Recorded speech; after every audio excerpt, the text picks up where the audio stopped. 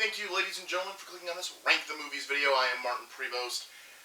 This week, well, I've been talking about a lot of weird subjects over the last couple of weeks. The additions to my top 100, the tomato meters on my top 100. This week, I'm continuing that trend by talking Marvel Cinematic Universe. Now, if you remember way back when, I ranked all the Marvel Cinematic movies.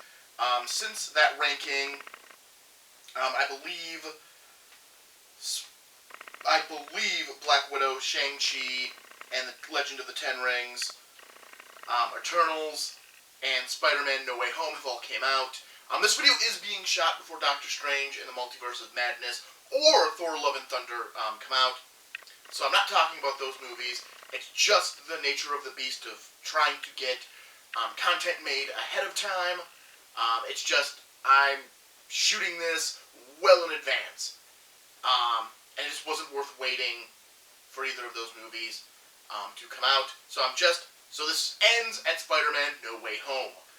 I'm not here to rank the movies. I'm not here to re-rank the Marvel Cinematic Universe. What I'm here to do is I want to talk about the end credit scenes. You know, we all sit in the theaters. We all go to these Marvel movies, and a lot of other movies now, and we sit and we wait until the end of the movie.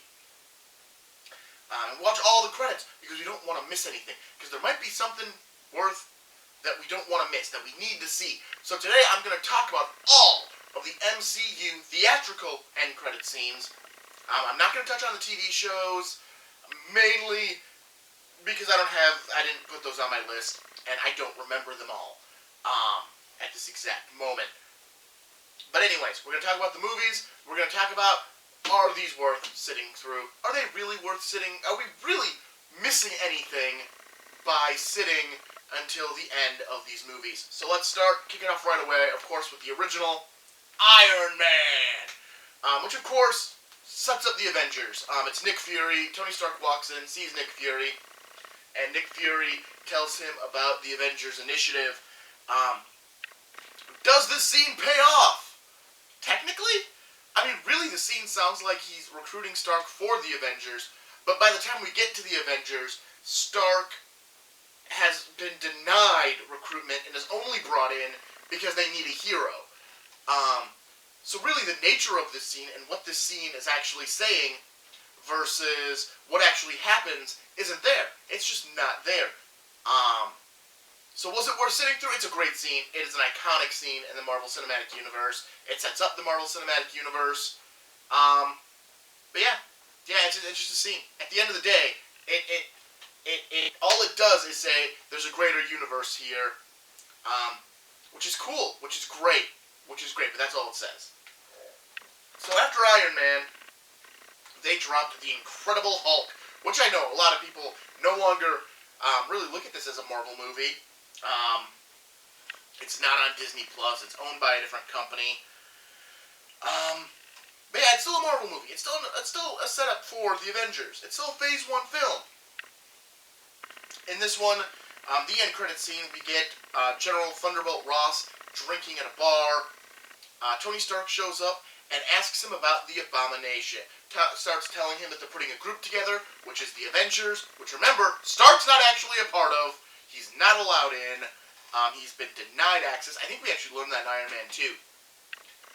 But he's asking, and he's also asking about, I might be getting the actual scene wrong with a mini movie they made to make this scene make sense. But yeah, basically he's talking to Ross about the Avengers going after the Hulk, which is the original reason the Avengers formed, was to fight the Hulk. So it made it sound like that was the route they were going down. They were heading towards the actual story, and that's not what happens. In fact, Thunderbolt Ross doesn't even make an appearance in Marvel again until Captain America Civil War. Tony Stark has, like, if you're not watching the mini movies, this scene is completely pointless. It's not worth waiting for because it has no payoff. There is no payoff at all, ever, off of this scene. Now, there is a short where you find out that Phil Coulson and another S.H.I.E.L.D. agent who is in the Captain America movies, and I just can't remember his name, are discussing that the government wants the Abomination in the Avengers, so they send in Tony Stark basically to piss off General Ross enough so that he won't release the Abomination into the Avengers, which does give this scene more context, but at the same time, still, not really a necessary scene for the greater Marvel Cinematic Universe.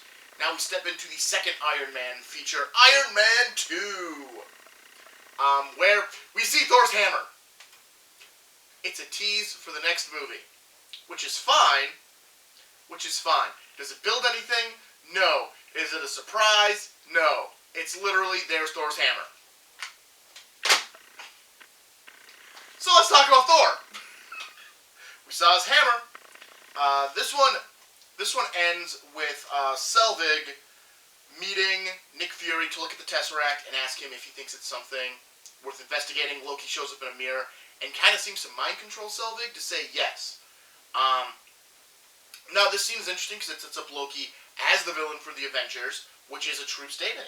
That is what comes to fruition. That word, I totally botched that word.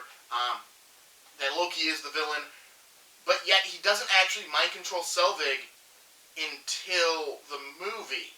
Like, he's not already controlling Selvig when the movie begins. He ends up controlling Selvig, that is true. So it's kind of a weird scene that, I don't know, I feel like it's a great scene, it does work, and it does push the whole Marvel narrative forward, but I don't think it was thought out with what was going to happen in the Avengers. So then we move on to Captain America, the first Avenger. We get an Avengers teaser. You get an Avengers teaser trailer.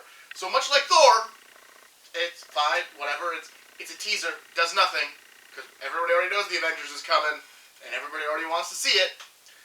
We get to the Avengers, we get Thanos introduced, sitting in his throne. Obviously, this is a huge one. Out of every end credit scene I've talked about at this point, this might be the most important, just because, like, as much as you might argue Stark, you know, the Avengers Initiative, the bigger universe, this really is the end of Phase 1, is because Thanos is the thing for the next huge chunk. He is the villain. Even though we don't see him again until Guardians of the Galaxy, and he doesn't actually become a villain until Infinity War, and we'll get to a weird thing real quick. We get Thanos' intro. Again, it sets up Thanos' character from the comic, who wants to court death. He wants death. He is in love with death because death is a female Grim Reaper in the Marvel comics. He wants to court death. So when he's told, hey, fighting Earth is courting death, he gets a smile on his face because he wants to court death. That's what he wants to do. None of this is followed up on. We just move forward, and then we have the Avengers eating Swarma, which is a hilarious scene. I'm not going to argue. That's a comedy. That's a comedy scene. And I have no problem with comedy scenes. I'm not going to rip it apart because we need a little comedy in our lives. That brings us to the disaster, which is Iron Man 3, which no longer, I think, it's not my third least favorite MCU movie. Eternals definitely took the second spot, or maybe the worst spot. I have to rewatch Age of Ultron. This one, we find out everything. This whole movie has been Tony Stark telling it to Bruce Banner, and Banner has fallen asleep through it. So the entire movie's a flashback. That's what this credit scene tells us. Is that what we were watching? Not only what we were watching was a flashback, it was also a story. Meaning, the reality of the story is told from the narrator, who is Tony Stark, who has a giant ego. So who the hell knows how much of this story is actually accurate? I didn't actually think of that until I was talking right now. Who knows? He might have embellished parts of this story to make himself sound better, to make everything else, sound greater risks. I don't know, but that's what it sets it up as. It's a nothing. It's a throwaway end credit. They're like, we need an end credit scene! Ah! And they just put something together. Now that brings us to Thor: The Dark World. This is the Asgardians bring the ether to the Collector, and the Collector basically wants to collect all the Infinity Stones. It's a Guardians of the Galaxy build, but unlike, the Thor build in Iron Man 2 or the Avengers build in Captain America, this is an actual scene that's supposed to bring interest into a property, and it's not the movie that immediately follows this one. There's a movie in between, and nobody knows who Guardians of the Galaxy were, so this was a really good scene to set up that the Collector has the ether, he wants more Infinity Stones. That is the plot of Guardians of the Galaxy for a point. Really good. Great end credit scene. We then get a second one where Thor returns home and kisses Jane Foster, which doesn't amount to jack crap because until Love and Thunder comes out, Natalie Portman left the series. Brings us to Captain America, the Winter Soldier. This one, we have a decent one with Baron von Strucker, basically saying that they have the Mind Stone and that it worked on two subjects, those being Pietro Maximoff and Wanda Maximoff, the Scarlet Witch and Quicksilver, and that it works. Again, great setup for Age of Ultron. You get to introduce these characters without having to spend a lot of time, without using time in Age of Ultron to introduce them. Great use of an end credit scene. Marvel gets a second round of applause in 2 movies. We then have the Winter Soldier visiting the Smithsonian as he's beginning to find out his true identity, which does play back later. Not hugely, but it does. The main takeaway scene is Strucker introducing the twins. I kind of wish Strucker did more in Winter Soldier, or Age of Ultron. But that movie had a lot of characters to contend with. Next up, we get Guardians of the Galaxy. Let's just admit it. These are both comedic end credit scenes. You get baby Groot dancing while Drax isn't watching him, but when Drax looks at him, he stops dancing. And then we get the Collector in his destroyed collection and Howard the Duck talking to him and Cosmo the dog licking the Collector's face. Again, they don't set anything up, they don't move anything forward, they're just kind of fun scenes. And you know what? I'm okay with that. I'm okay with just fun scenes. They're not pushing anything forward, but they're also not just wasted time. I don't feel like, because it's not like an Age of Ultron trailer, it's just stuff. Speaking, we then get what might be my least favorite. Again, I want to revisit Age of Ultron at some point and rewatch it.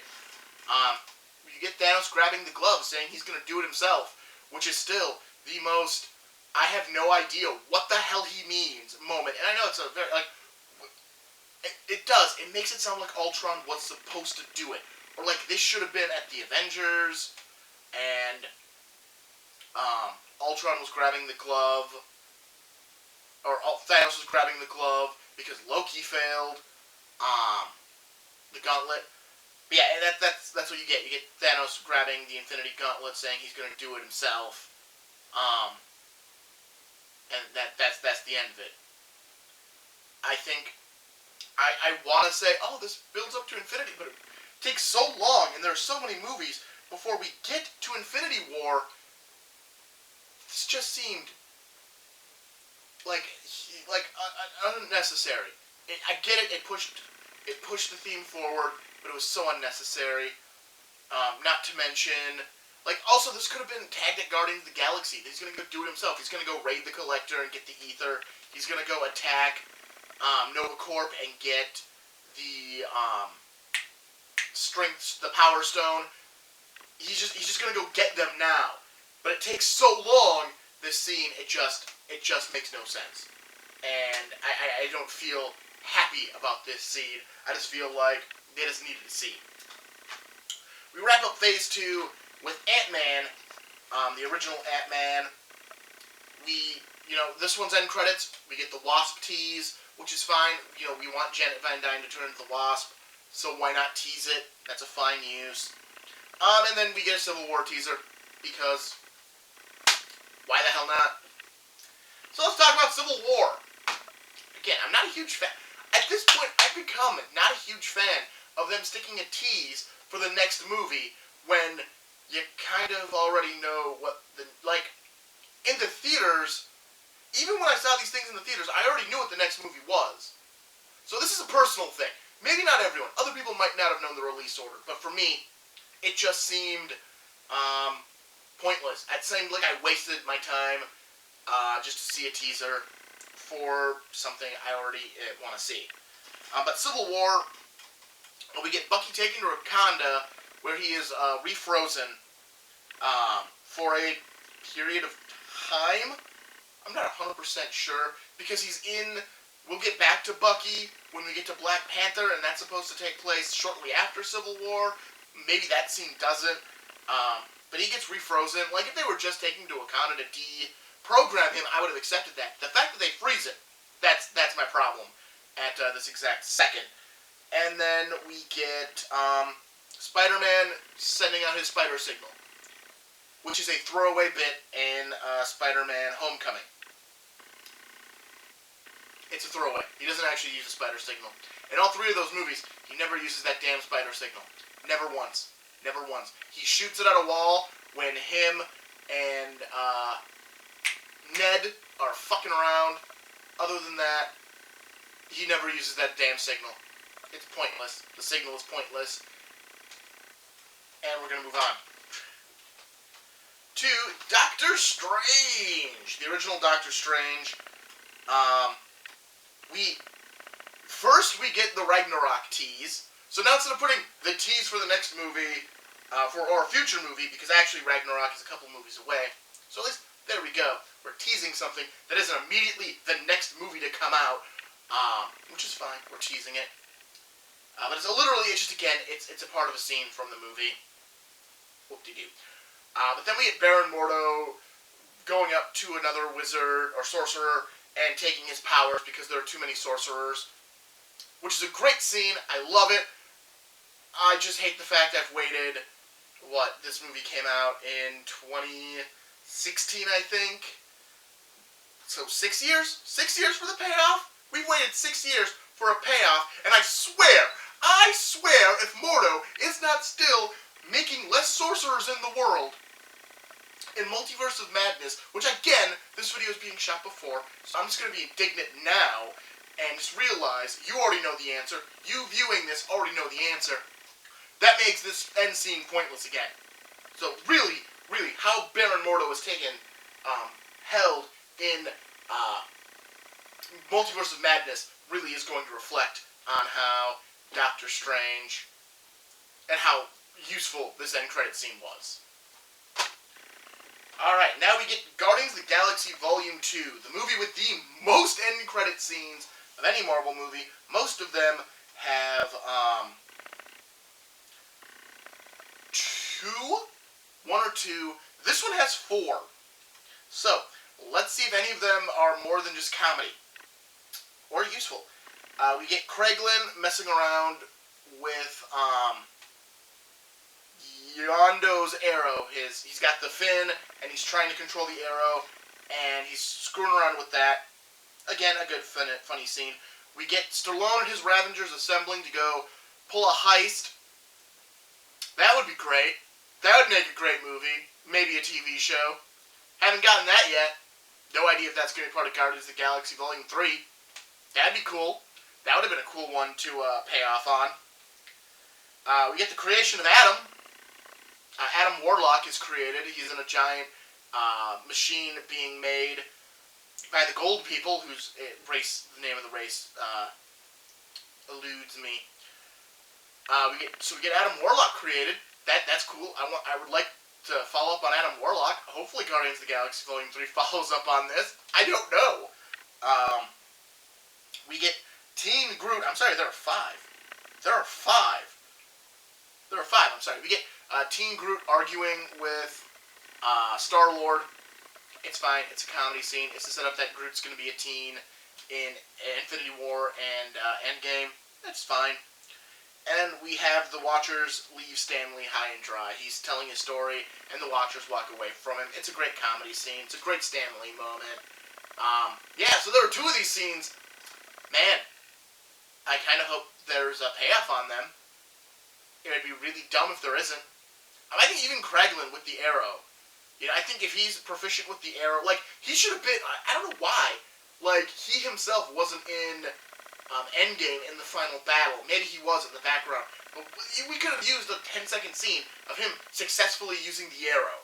Like, it could have just been a throwaway scene of him using the arrow, and that would have been fine. But anyway, so we get 5 of them. We'll see. We'll see if any of them get paid off on when Guardians of the Galaxy Volume 3 comes out. Next, we hit SpiderMan Homecoming. We get Adrian Toomes encounters Matt Gargan in prison, and Gargan wants to kill Spider-Man and believes Toomes knows who Spider-Man is. This would have been a fun one to follow up on. As we now know in Morbius, Toomes is taken to the Venomverse. Therefore, this can't be followed up on. We have Matt Gargan, who turns into the Scorpion, who's supposed to be the Scorpion, but we never got a Scorpion because they just decided not to do that. They decided to tease it and go, to hell with this. Okay, so this is how I started. This is why I decided to look at all of these, and because this one right here, I rewatched Spider-Man Homecoming and went, man, look at that. All of this stuff set up, and payoff is nothing. We have no payoff. As I pointed out, there's other stuff on this list that either has no payoff, that's a setup without payoff, or we still haven't gotten the payoff if there's going to be payoff. Yeah, this is a huge one of there's just no payoff. This is a scene that exists that could be stricken from all copies of Spider-Man Homecoming, and it wouldn't affect anything. And it's supposed to tease something. It's supposed to set the next thing up. But it doesn't. It doesn't. Then we have Captain America on Patience, which is just hilarious. I love that one. That one's amazing.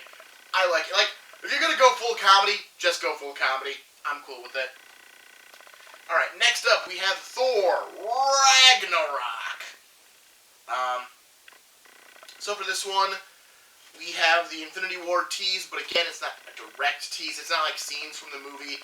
It's just the setup for the beginning of the movie, where Thanos is attacking the Asgardian ship, which is really good. I have no problem with it. I like the fact that it's an actual, like, moment, and it's not just, like, a scene from the movie. It's an actual moment that sets up, that you have to see the beginning of Infinity War for that to make sense. To me, this is an end credit scene that 100% pays off. It 100% is a setup, and there's a payoff. We also have the Grandmaster declaring the Revolution on Sakaar a draw, which is, again, it's a good funny scene. So you get a really good scene with a strong payoff, and then you get a good comedy scene, because there's no need. We never need to go back to the Grandmaster again. If they decide to, that's awesome. I think Jeff Goldblum did great. But if they don't, there's no reason, no huge problem with it.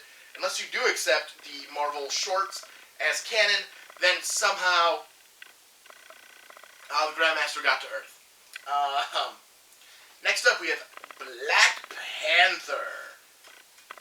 This one, we get T'Challa going in front of the United Nations to open the borders of Wakanda to help spread its resources. So basically, he is doing what Killmonger's plan was, except he's doing it the right way. He's doing it in a way that isn't going out and helping people murder people. He's just opening Wakanda's borders to help people, to use their technology to help other people.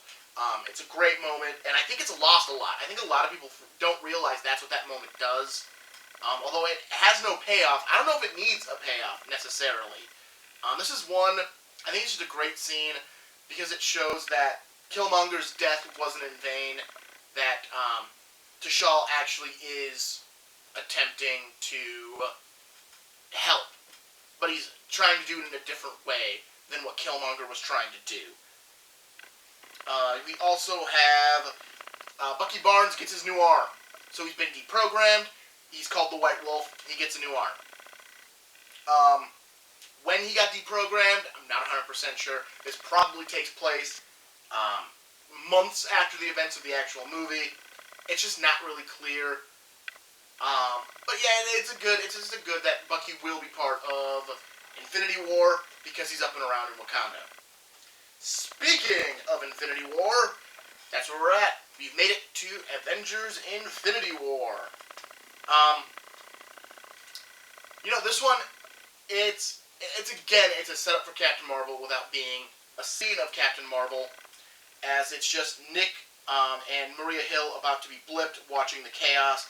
Nick uses a device to call in Captain Marvel, which is, I guess he wasn't aware of everything that was going on, which is weird. That's Nick Fury, and he wasn't aware of the Thanos threat that was happening, that he didn't call in Captain Marvel before the snap. But it's a tease to Captain Marvel. That's all it does. It's just a tease to help set up Captain Marvel. Next up, we have AntMan and the Wasp. We have Hank, Hope, and Janet blip. After Scott enters the quantum realm, Scott is now trapped in the quantum realm, so this is a setup for Endgame. Again, it's a decent setup, and it has a payoff. We get the payoff with the beginning of Endgame. It's kind of like the Thor Ragnarok scene. It is, it's setting up a moment without having to use Endgame time to set up the moment. And then we get a comedy scene of a giant ant playing drums, and I can't argue with a giant ant playing drums. I'll just say, I can't argue with that. It's a giant ant playing drums. Good for Marvel. Something funny. Next up, we have Captain Marvel. Captain Marvel has, I looked down at my sheet, and I know what, my brain caught up. We have two scenes on this one.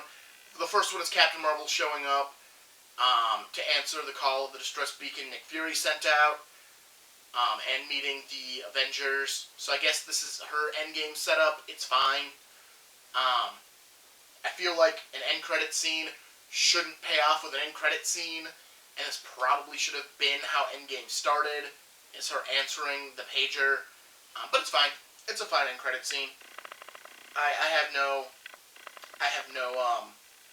qualms. A lot of stuff happens off screen. Like, I think most of these end credits scenes that pay off later all have a bunch of stuff that happens off screen.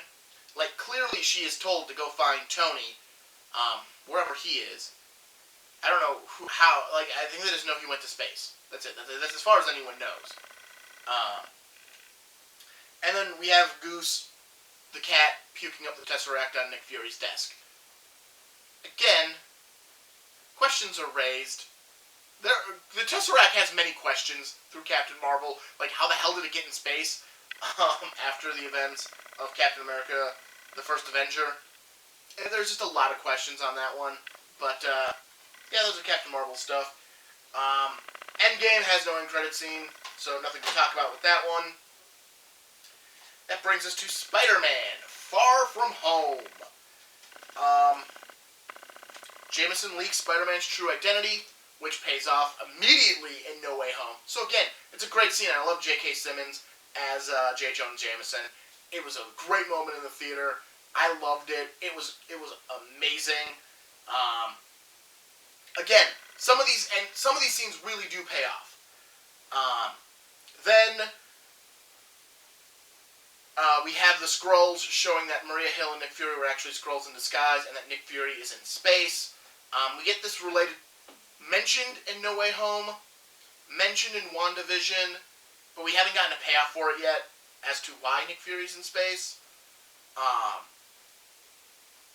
We might get it with their Secret Invasion in the Marvels. One of those is the payoff. So we'll see. We'll see how that one pays off. But again, it's a lot of time between setup and payoff. So how good is this payoff going to be, really? Next up, we have Black Widow.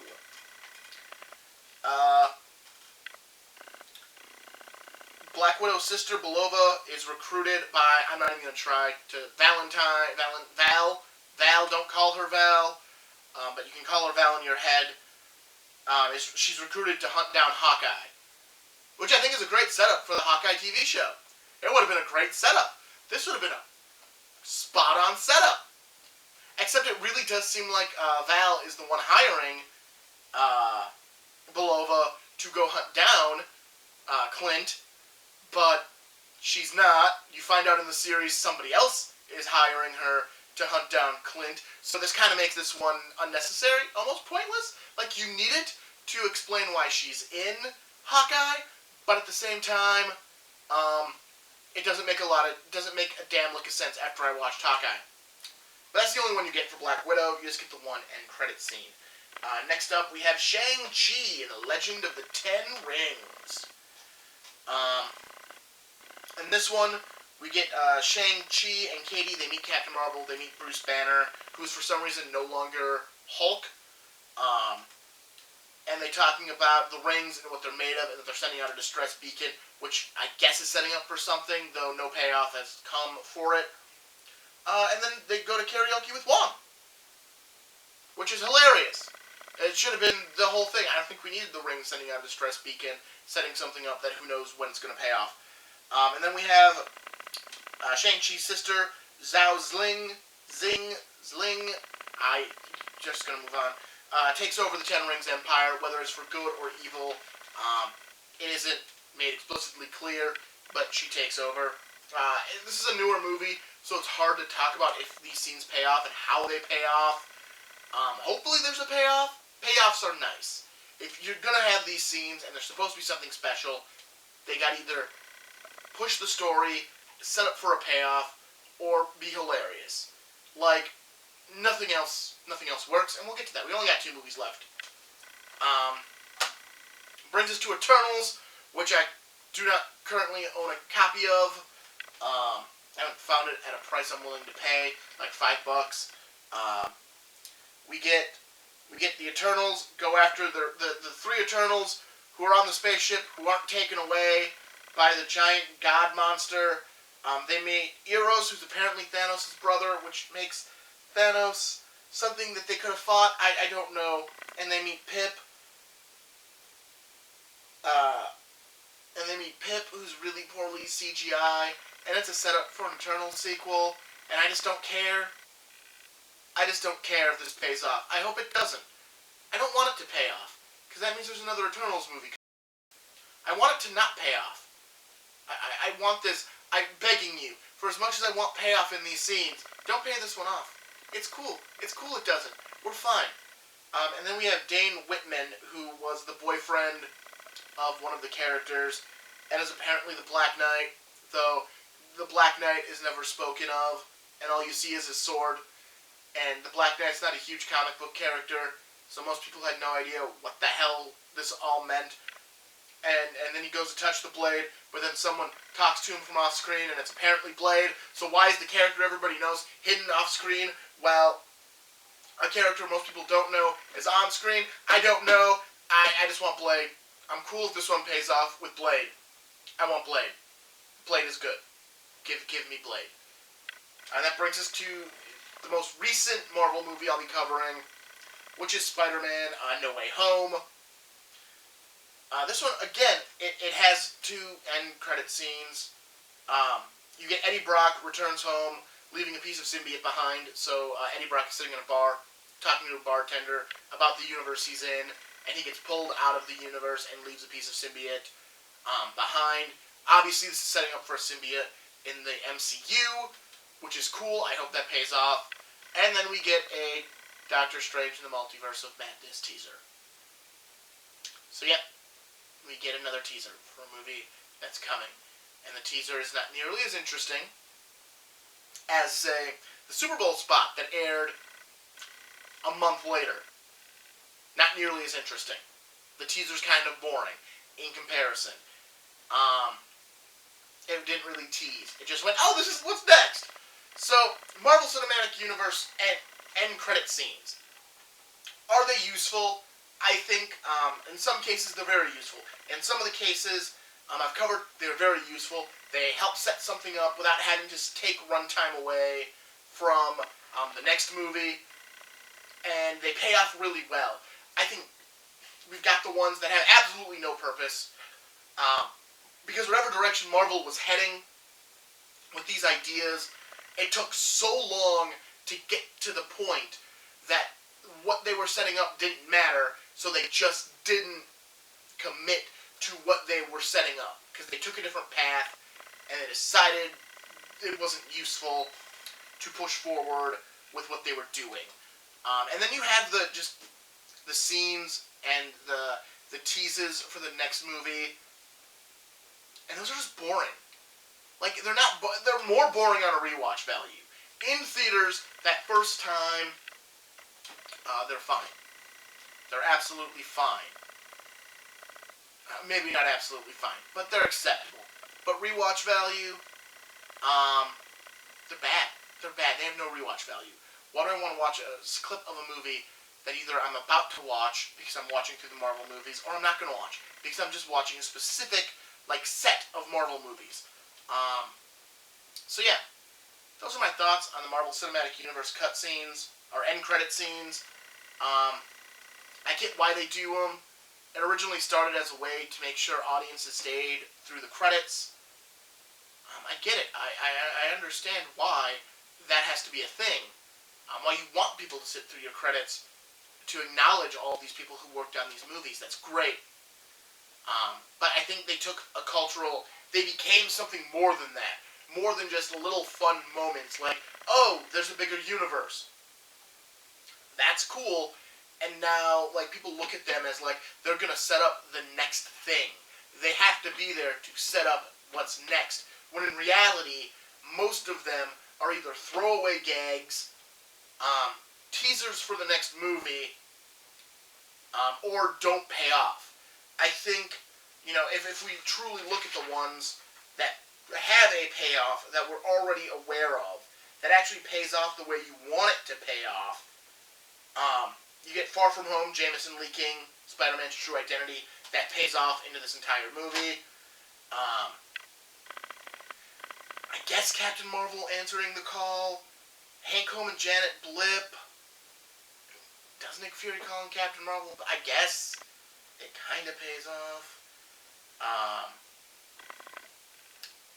The Infinity War tease.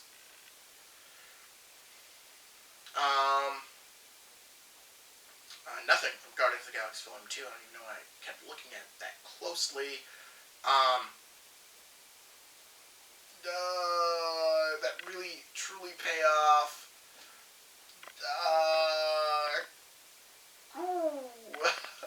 I am Strucker introducing the twins. I just jumped from Infinity War all the way up to Captain America the Winter Soldier.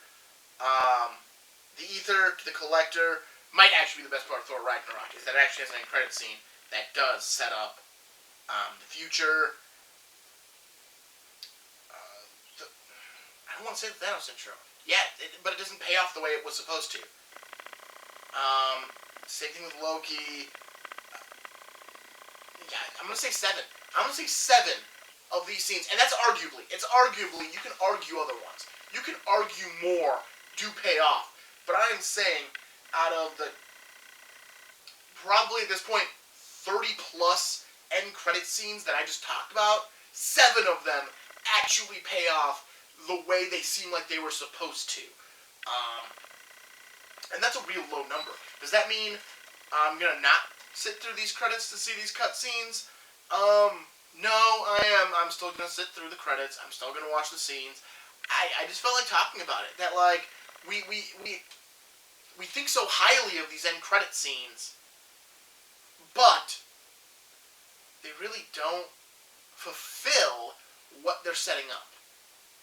Or they're just there for... And again, I have no problem with comedy's sake.